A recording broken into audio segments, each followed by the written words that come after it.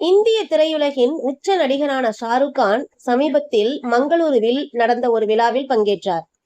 அதில் அவர் பிரபலமான சில பாடல்களுக்கு நடனமாடியதுடன் பார்வையாளர்களுடன் கலந்துரையாடினார். அப்போது ஒரு பெண் ரசிகை ஷாருக் கானிடம், "என் கணவரை விட உங்களைத்தான் எனக்கு மிகவும் பிடிக்கும்" என்றார்.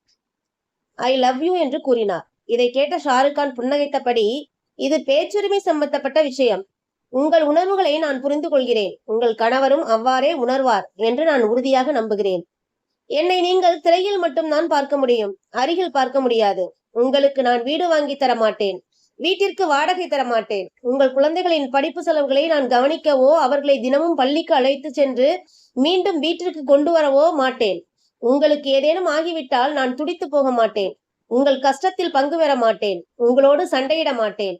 உங்களை சந்தோஷமாக வைத்திருக்கப் போவதில்லை. இதை எதையும் செய்யாத என் மீது நீங்கள் இவ்வாறு அன்பு வைத்திருந்தால், அவை அனைத்தையும் செய்யும் உங்கள் கணவரை நீங்கள் எந்தளவு காதலிக்க வேண்டும்? நீங்கள் என்னை ரசித்தால் மட்டும் போதும்" என்று அந்த பெண்ணிற்கு அறிவுரை கூறி, அனைவர் முன்னிலையிலும் அந்த பெண்ணை அவரது கணவருக்கு "ஐ லவ் யூ" என்று சொல்ல வைத்தார் ஷாருக் கான்.